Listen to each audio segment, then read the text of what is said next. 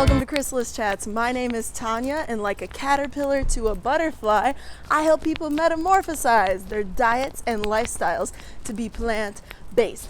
Welcome. I'm so excited to be here with you today. I apologize for the video quality. I had a lot more planned to do for this video, but in usual Libra form, I'm late to where I'm going. So you're just gonna walk with me on the way to where I'm going, okay? So with that said, today's video topic is how to choose good produce. That's actually the whole week's theme, but today we're talking about apples, how to choose good apples. And I'm really excited to talk with you about this because apples are such a nutritious fruit. Not only are they just delicious and really good in a pinch for helping out with a sweet tooth and whatnot, but apples are also full of a lot of vitamin C. They have an incredible amount of fiber, which is really good for your general health and kind of cleansing out all the toxins in your body. Ooh, pretty flowers.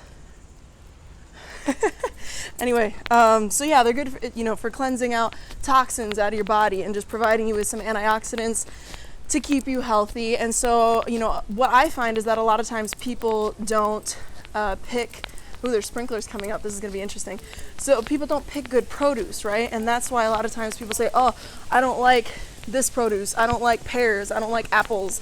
I don't like oranges. And I find that oftentimes what causes that is that people don't know how to select good produce in the first place.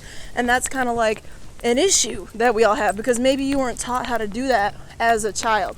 So we're going to go ahead and solve that today with apples specifically. So by the end of this video, you'll have my top 3 tips for looking out for good apple quality. Make sure you get yourself some good apples. So the first thing you want to look out for is this. I hope you can see it. There's like punctures on this. It's usually like a harvester or like somebody in the grocery store. They use their finger on accident. It's so easy if you handle a lot of produce to accidentally do that, by the way. But point being, just be careful that you don't get a bag full of apples that looks like that. So that's the first tip, is look out for textural issues or punctures, like wounds in your produce. It's kind of obvious, but I did want to, start there with the video on that. The second thing that you want to look out for is the color of your produce. And yes, like a magician, I just changed the apple that we have here. So this apple, as you can see, these are gala apples. It's beautiful, right? Like, can you see that color right now? It's so gorgeous.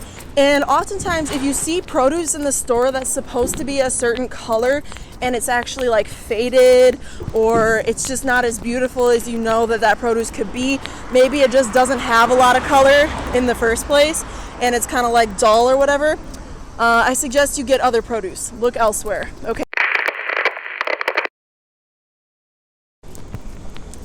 As I was saying, somebody called me and the video cut off. But anyway, as I was saying, so you want to have a dark produce color. If you know that the produce is supposed to be a nice dark color and it's not, and it looks kind of like bland or whatever, say like the whole apple looked like that and they were advertising it as gala, which I've totally seen happen before, by the way, but say it all looked like that, I would not get those apples, because I have gotten those apples and I'll tell you that they suck. And the reason they suck is probably just because, they're older, they have been on the shelf or in the grocery store for too long. They might have been frozen and then like brought back to room temperature or a slight chill or whatever, and that kind of damaged the cells in the apple. And so anyway, that's the second thing you want to look out for, is the color, okay? And generally speaking, if something had a lot of color and it lost color, it means it's old, okay? So the third thing you want to look out for, friends, when you're choosing good apples or just seeing what produce you really should get, is check the firmness of your apple. You can do that by this, just like press your thumb. And I like to get the big bags. It's kind of like a bonus thing in the video number 4 tip for getting really good produce and also just being economical about it.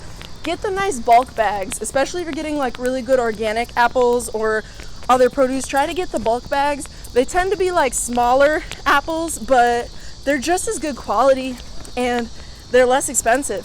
So anyway, though, you do want to check, especially because in the bagged produce, I've noticed that they might accidentally freeze the produce when they're trying to make it cool to where it will withstand shipping and stuff.